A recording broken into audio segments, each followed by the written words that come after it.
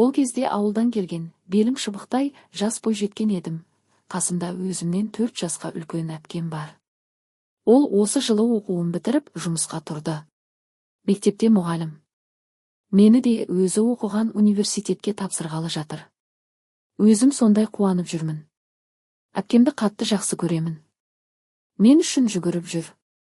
Бала кезден солай барлық жағдайымды жасап, үнемі қамқор.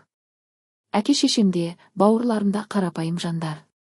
Үйде әпкем екеуміз ғана университет оқыдық.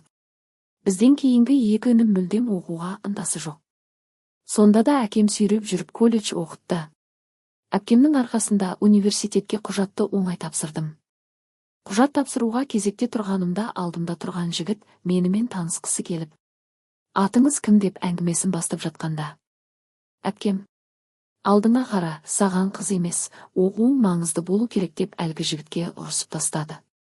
Кейінірек үйге қайтқанда, есіңде болсын, жігіттермен таныспа. Әлі жассың, оқуыңа кедергі болады. Оқуыңды бітіріп, жұмыс жаса. Жігіт деген кез келген уақытта табыла береді деп өз ақылын айтты. Әпкемнің осы сөзі үшін ешбір жігітке қарамай, әлгі танысқысы келген жігіт ізімнен 3 жыл бойы жүгірсе де, қарамай жүрдім. Бірақ ол жігітке қатты ғашық болдым. Ол менің ізімнен мәңгі жүгіреді деп ойлап едім. Жалғасы бар. Сабақ басталып, университетке алғаш аяқ бастым. Сол күні әлгі жігітке көзім түсті. Жүрегім бірден дүрсілдеп кетті. Ол жаныма келіп амандасты. Мен тек ауызбен ғана амандасып, оның ұсынған қолын алмадым. Күн сайын оның күлкісі, дауысы, тіпті қарапайым қимылдары да менің ойымнан шықпайтын болды. Мен оған ғашық болдым. Шын ғашық. Бірақ әпкемнің жігітпен сөйлесуіме қарсы екенін білетінмін. Сондықтан ішімдегі отты өшіруге тырыстым. Өз-өзіме уәде бердім, университетті бітіріп, жұмысқа тұрып, өз аяғымнан тұрған соң ғана, сол кезде ғана онымен ашық сөйлесемін. Сол кезде ғана сезімімді айтамын. Бірақ өмір мен ойлағандай емес еді. Ол 3 жыл бойы ізімнен қалмады. 3 жыл бойы жүгіріп, мені іздеп, сезімін ашық айтып, үмітпен қарап тұрды. Әр жолы жүрегім дірілдеп, иә деп айтқым келді. Күт мені, мен де сені сүйемін деп айтқым келді. Бірақ тіл ұшыма келген сөзді жұтып қойдым. Сезімімді ашық айту, өзімді тым осал, тым әлсіз көрсеткендей көрінді. Әпкемнің қарсылығы менің аузымды құлыптады. Сондықтан мен оған ешқашан күт деп те айта алмадым. 3-ші курсты бітіріп, демалысқа шығып, ауылға қайттық. Әпкемнің жігіті бар екен. Бірақ еш уақытта маған айтпады, білдірмеді. Пәтерде бірге тұрдық. Еш уақытта жігіті туралы сырласпады. Тек біздің арамызда сабақ туралы. Сол демалысқа келгенде әпкем сөйлесіп жүрген жігітіне тұрмысқа шығып кетті. Ол кезде алып қашу еді. Әрине келісіп алып қашқан. Ол жігіт сол жұмыс жасап жүрген мектепте мұғалім. Әпкем тұрмысқа шығып кеткенде не қуанарымды, не қуанбасымды білмедім. Өйткені мен ғашық болған жігіттің туған ағасына тұрмысқа шыққан еді. Ішімнен қатты қайғырдым. Енді біз туыспыз, енді ол жігітпен қол ұстасу ұят деген нәрсе жүрегімді өртеп барады. Түр бермей әпкемнің алдында күлуге тырысып ақ жүрмін.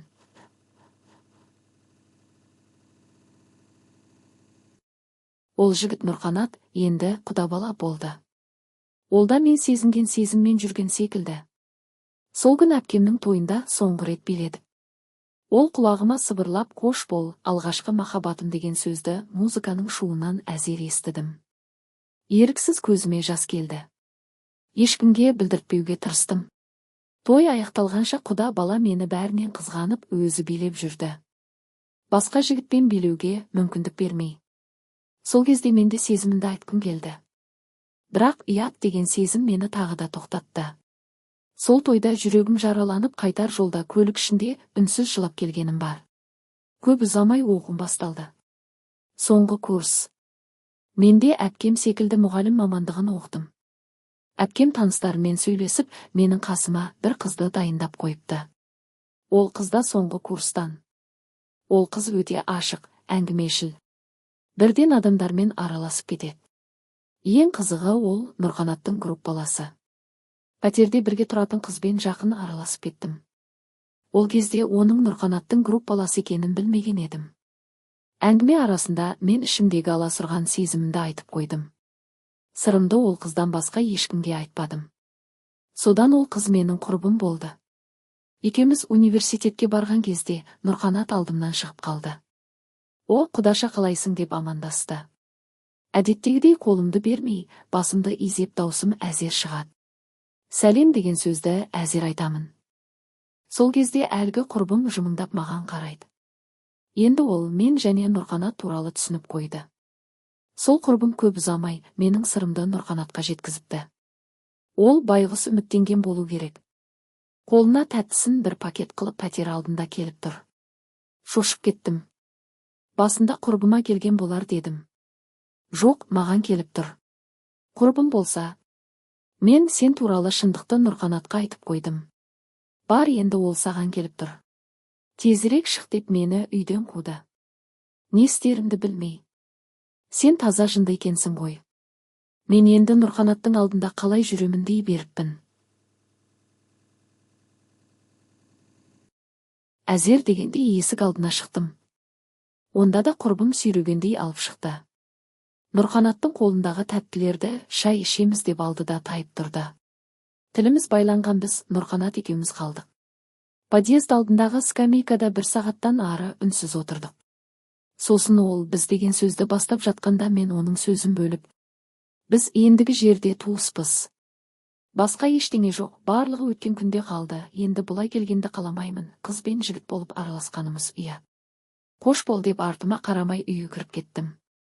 Сол күннен соң Нұрқанат екеуміз алыстан ғана сыйластық.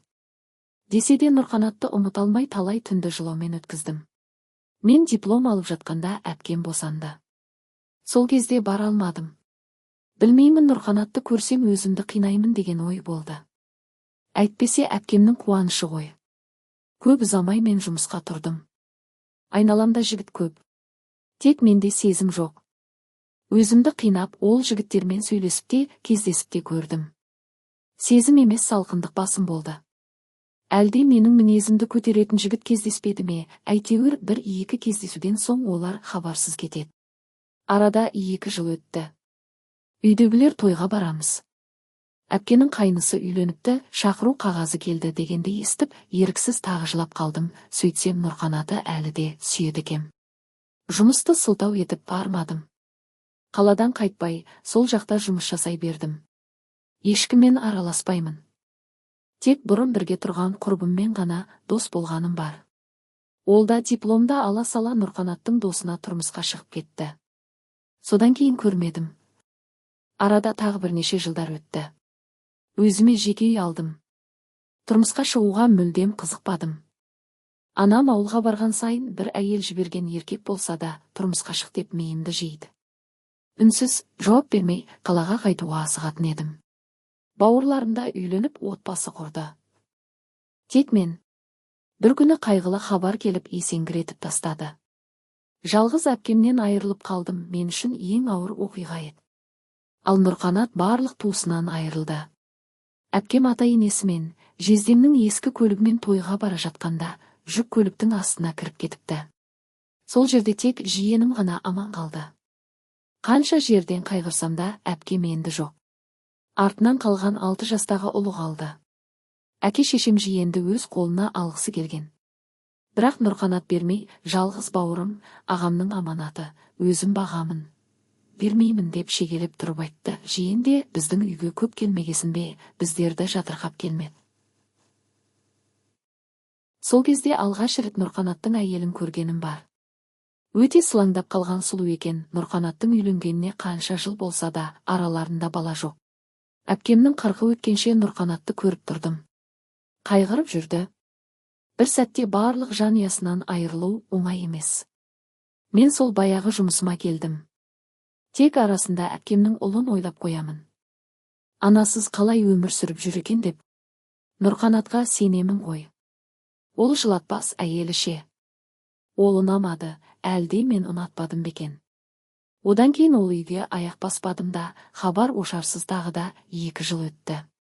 Анам бірде қуанып жиенді өз қолына алғанда таңырқадым. Сөйтсем Нұрқанат ішімдікке салынып кеткен. Қара шаңырақ өз үйін әйелі сатып жіберіп көңілдесімен тайып тұрғанын естіп қапа болдым. Нұрқанатты ондай өмірге қимадым. Өте жақсы жан еді. Әйелінің тірлігі үшін ішімдікке салынып кеткен. Анамның жағдайда анау айтқандай керемет емес. Жиенімді келіндерде жақтырмасы анық. Көп ойланбай нотариусқа барып, заңды қоңқоршылыққа өз атыма алдым. Жиенім келгелі менің де өмірім өзгерді.